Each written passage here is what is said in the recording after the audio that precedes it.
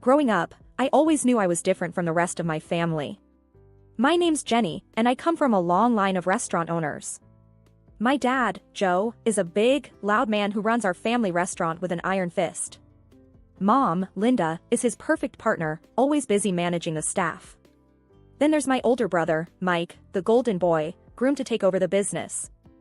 I remember sitting at the dinner table one night, the air thick with the aroma of Dad's famous roast. Mom was going on about some new recipe they were trying out. "Jenny, you'll love this one. It's got that fancy herb you like." "What's it called again?" Mom asked, her eyes sparkling. "Thyme," I mumbled, picking at my food. Mike laughed from across the table, his mouth full. "Who cares about some dumb herb? Wait till you see the new grill Dad's getting for the restaurant. That's the real deal." Dad nodded, his eyes on me. "Speaking of the restaurant, Jenny, when are you gonna start taking an interest? You're not getting any younger, you know." I tried to make myself small in my chair. "I don't know, Dad. I like being outside, with the plants and stuff." Mom sighed, exchanging a look with Dad. "Plants? What are you gonna do with plants? You need a real job, Jenny. Something to fall back on." I remember feeling a knot in my stomach. It was the same conversation every time. No one in my family got it. No one except Grandma Rose. Grandma Rose lived in a small house on the outskirts of town, surrounded by the most beautiful garden I'd ever seen. She was different from my parents, gentle, patient, and she understood me in a way no one else did.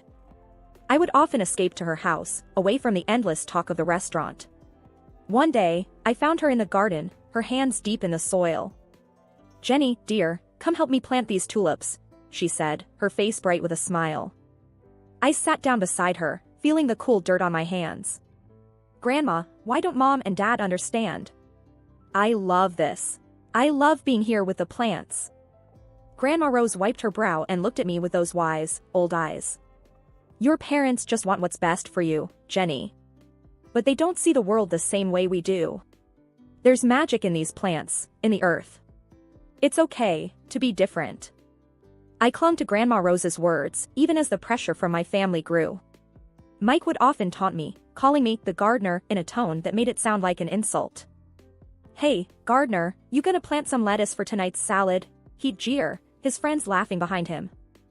I'd just roll my eyes and walk away. I knew they didn't get it. They didn't see the beauty in a single leaf, the peace in a morning dew. But I did. And in those moments, with my hands in the soil, I felt like I was where I belonged. High school graduation was like standing at a crossroads, and I, Jenny, was about to take the road less traveled by my family. The house was buzzing with excitement over Mike's plans to join Dad at the restaurant. Amidst it all, I felt like a spectator in my own life. One evening, we were all gathered in the living room. Dad was going on about expanding the restaurant, his eyes gleaming with ambition. "Mike, you're going to be right at the heart of this," he said, clapping my brother on the back. Mike puffed up like a proud rooster. "Yeah, I've got some ideas already, Dad. We're gonna make this place huge." I sat there, fiddling with a loose thread on the couch, feeling invisible.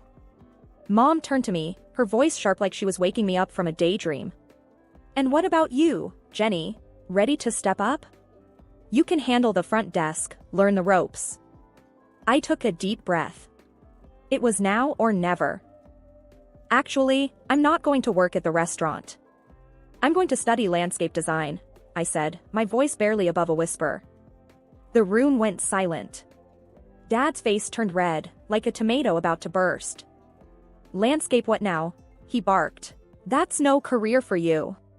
You're a part of this family, and the restaurant is our legacy." Mike snickered. "What are you gonna do? Plant flowers for a living?" I felt my cheeks burning. "Yes, actually. That's exactly what I'm going to do. I'm good at it, and I love it." Mom's face was a mix of confusion and worry. "Jenny, be sensible. You can't make a living off playing in the dirt." I stood up, feeling a surge of defiance.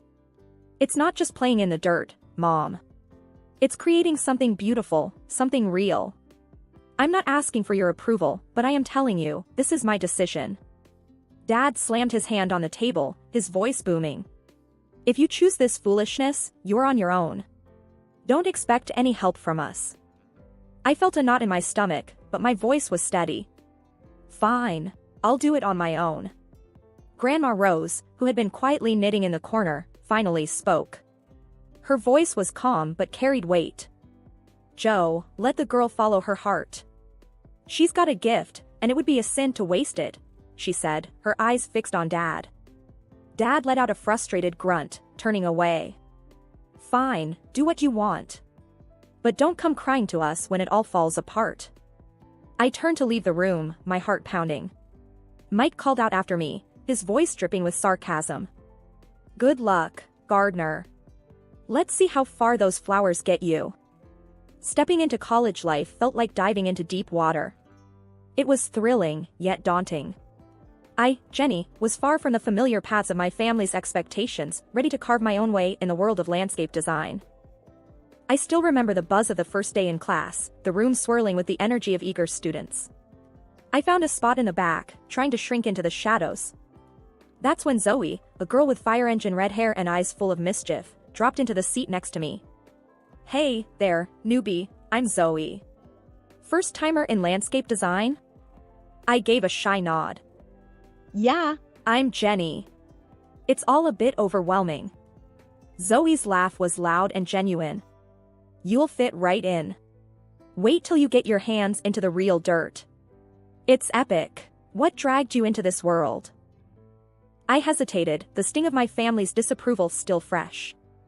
I've always loved plants, the outdoors. It's where I feel right, you know. Her grin widened. Perfect place for you then. Classes were a whirlwind of learning and creating. I was absorbing things like a sponge, from the science of soils to the art of design. I was finally speaking a language I loved. After one particularly intense session, Mr. Davidson, our professor, a man as tall and sturdy as an oak, called me over. Jenny, your designs, there's something else. You've got a real knack for this, he said, his voice serious but encouraging. I was stunned. Really? Thank you, Mr. Davidson. I'm just trying to do my best. He leaned forward, his eyes piercing. There's potential in you. Don't let it go to waste. Push harder. His words became my mantra. I started to live in the studio, my designs becoming more ambitious, more expressive. It was exhausting, but exhilarating. But even in those moments of joy, a part of me yearned for my family, despite everything. One quiet evening, I gathered the courage to call home. The phone rang, each tone heavy with anticipation. Finally, Mom's voice came through, sharp like a knife's edge. What do you want, Jenny? Her tone stung, but I pushed on. I just wanted to check in, see how everyone is. She snorted, her voice dripping with scorn. Oh, now you care? After running off to play in the dirt, abandoning your own family. I clenched my teeth, fighting to keep my voice steady. I didn't abandon anyone, Mom. I just chose a different path. Her laugh was bitter. A dead-end path, you mean? Don't expect us to be here waiting when it all crumbles around you. The call ended soon after, leaving a sour taste in my mouth. But it also fueled a fire in me. I dove back into my work with a new intensity, determined to prove not just to my family, but to myself, that I was on the right path. Life has a way of throwing curveballs, and mine came in the form of a phone call during my final year of college. It was Aunt Clara, my mom's sister, her voice shaky and strained. Jenny, it's about your Grandma Rose. She passed away last night, Aunt Clara said, her voice cracking with emotion. I felt the ground slip away beneath me. Grandma Rose had been my rock, the one person who believed in my dreams. Losing her felt like losing a part of myself. The funeral was a somber affair. My family was there, all stiff and formal. Dad, Mom, and Mike looked like strangers to me. After the service, I overheard Mom talking to Aunt Clara. I still can't believe she left that house to Jenny. What's she going to do with it? She can barely take care of herself, Mom said, her voice dripping with disapproval. I felt a surge of anger but bit my tongue. I didn't want a confrontation, not there, not then. The will reading was a few days later. Grandma Rose had left me her house, the beautiful garden haven where I had spent countless hours. My family was shocked, their whispers sharp as thorns. Why would she leave it to Jenny? She's never around anyway, Mike muttered under his breath. Dad's face was like thunder. This is ridiculous. That house could have been sold, put money into the restaurant. I stood up, my voice steady but firm. Grandma knew I loved that house, that garden. It was where we spent so much time together. I'm going to keep it, just as she wanted. Mom's response was cold and harsh. So, you're just going to live there alone, playing in the dirt? What a waste. Their words stung, but I had made up my mind. I moved into Grandma's house, immersing myself in the garden she had loved so dearly. I started renovating the place, pouring my heart into every plant, every flower bed. As the months passed, I transformed Grandma's garden into something truly special. It became my sanctuary, a place where I could be myself, away from the judgment and expectations of my family. The day the invitation to Mike's wedding arrived at my doorstep was a day of mixed feelings. It was a fancy piece of paper, golden letters against a white background, representing a part of my life I had left behind. Staring at it, I felt a storm of emotions churn inside me. I decided to go, but on my terms. I dressed in a way that felt true to me, elegant but simple, a far cry from the dirt-stained clothes they remembered. Entering the restaurant, the sights and sounds of my past life engulfed me. I spotted my family across the room.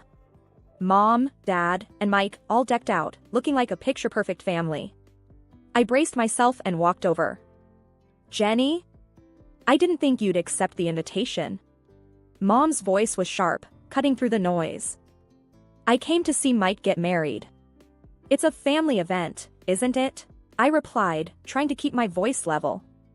Mike glanced at me, his smirk familiar and unwelcome. What's the matter? Ran out of bushes to trim. Decided to play dress-up for a change? I felt a familiar sting, but I brushed it off. I'm just here to wish you well, Mike.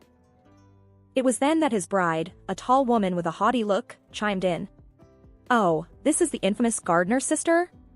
Did you manage to scrub the dirt from under your nails, dear, or is that your natural look? Her words, sharp and mocking, hung in the air. I clenched my jaw, refusing to let her see how deep they cut. I clean up just fine, thanks for asking. Congratulations to you both. Dad's eyes were cold, his voice colder. Your being here doesn't erase the past, Jenny. You chose your path. Their words were like thorns, but I had grown a thick skin. I'm not here to rehash old arguments. Just wanted to wish Mike a happy married life. I was quickly ushered to a small table in the corner, away from the family. Sitting there, I could feel the curious stares and hushed whispers. That's the gardener, they whispered, the black sheep of the family. But as I sat there, a sense of pride welled up in me. Yes, I was the gardener, the one who had dared to follow her own path.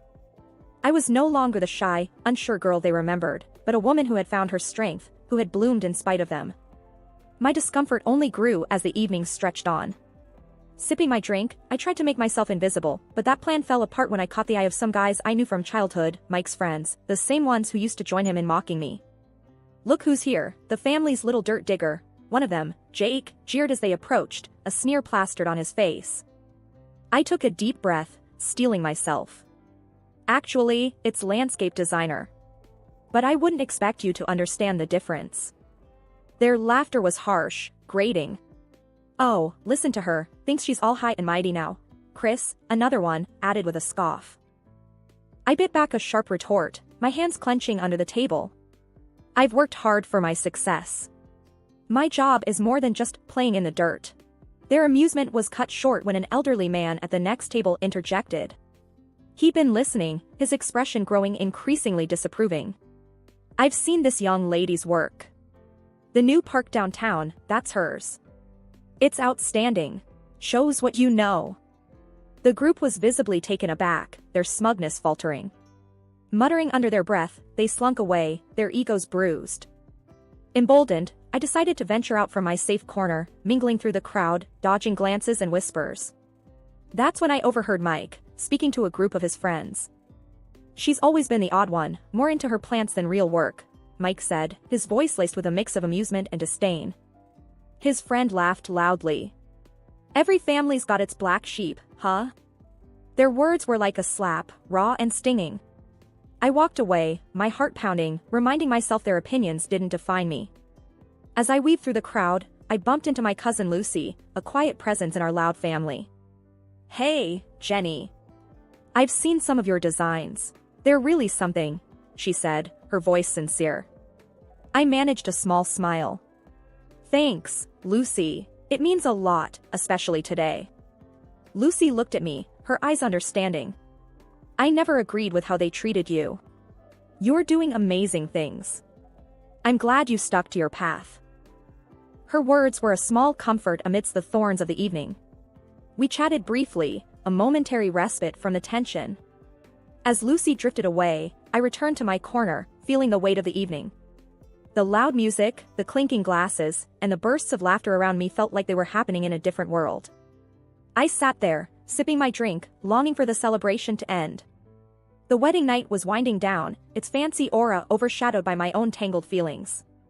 Just when I thought the night couldn't get any more surreal, the mayor, a distant relative of Mike's bride, took the stage for his speech. Ladies and gentlemen, it's a delight to be here, he began, his voice booming across the room. But tonight, I want to highlight a special guest among us, a true star in the world of landscape design, Jenny. Hearing my name, I almost choked on my drink. I stood up hesitantly, feeling like a deer caught in headlights. The mayor beamed at me. Jenny here is the brilliant mind behind the transformation of our city park. She's a celebrated landscape designer who's won multiple awards for her incredible work. Let's give her the recognition she deserves. The room erupted into applause, a sound that felt foreign to me. I glanced at my family's table and saw them, their faces a mix of shock and embarrassment. Mike's bride leaned towards him, her voice dripping with disbelief. Is he talking about your sister, the gardener? Mike mumbled something, looking like he wished the floor would swallow him up. The mayor's praise continued. Jenny's work has revitalized our city. She's a true talent. Amidst the clapping, I felt a surge of confidence. The mayor's words were like a light, dispelling the shadows of doubt and scorn from my family. Then, seizing the moment, I decided to speak up. Thank you, Mayor, for your kind words. It's an honor to contribute to our city's beauty. I paused, my gaze sweeping over the crowd, settling on my family. It's funny, isn't it? How life turns out. Mike, you and your bride are perfect for each other. Your shared talent for rudeness to others is quite remarkable. The room went silent, the air thick with tension. My parents, my brother, and his fiancée blushed deep red, their shame as visible as if I'd slapped them. Mom's voice cut through the silence, sharp as a knife. Jenny, what are you saying? This is your brother's wedding. I met her gaze, unflinching. Just speaking the truth, Mom. Something our family seems to struggle with. Mike stood up, his face red with anger.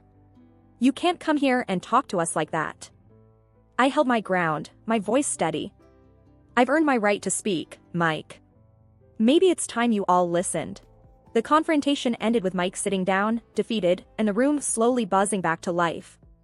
The mayor gave me a nod of respect before moving on. As I sat back down, the weight of the night lifted slightly. I had spoken my piece, stood up for myself in a way I never had before. I was no longer just the gardener or the outcast, I was Jenny, a recognized landscape designer, someone who had grown past her family's narrow expectations. After Mike's wedding, word got out about my success as a landscape designer. People were buzzing about the awards I'd won and the projects I'd aced. It felt like stepping into the sunlight after years in the shadows. And then, my family came calling. One afternoon, while I was busy sketching out a new garden design, my phone rang. It was Mom. Her voice had a sweetness to it that felt out of place. Jenny, darling, we've been hearing so much about your work. Your father and I are so proud of you, she cooed. I raised an eyebrow. Really? That's a change of tune. There was a pause on the line. Well, we were thinking, maybe you could come over. We'd love to see you, catch up on things. I could almost hear the gears turning in her head. Catch up, or catch onto my bank account, I shot back. Mom's voice faltered. Jenny, that's not fair. We're family. The word family hit a nerve. Family? Like when you all but disown me for following my dreams. Seems like family matters when there's money in the picture. Before she could respond, I ended the call.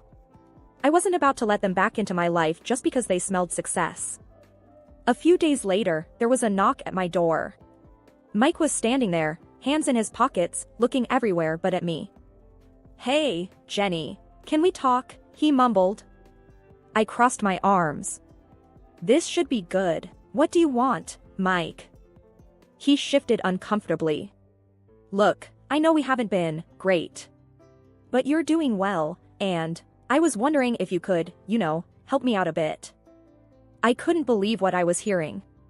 Help you out? After years of calling me the gardener and laughing at my ambitions. Mike's face reddened. "I didn't mean it like that. It's just that things are tough, and..." I cut him off. "Save it, Mike. I'm not your ATM. You and the family made it clear how you felt about me. You can't just waltz back into my life when it's convenient." He opened his mouth to argue, but I stopped him. "No, Mike. You made your bed. Now lie in it." After he left, I sat in my garden, surrounded by the beauty I had created. My phone rang a few more times over the next week, more attempts at reconciliation from my family, but I didn't answer. I was done with their fair-weather affection. I had built a life for myself, one that didn't need their validation or their greed. I was thriving in my own right, and that was all that mattered. They had chosen their path, and I had chosen mine. As I looked around at the plants and flowers that were a testament to my hard work and passion, I realized I had everything I needed right here. I was happy, successful, and free from the toxic ties that had once bound me. This wasn't just the end of a chapter, it was the beginning of a whole new book. My book. And I was going to make sure it was a bestseller, written on my own terms, in my own style. The new growth in my life was just starting, and I was ready for whatever came next.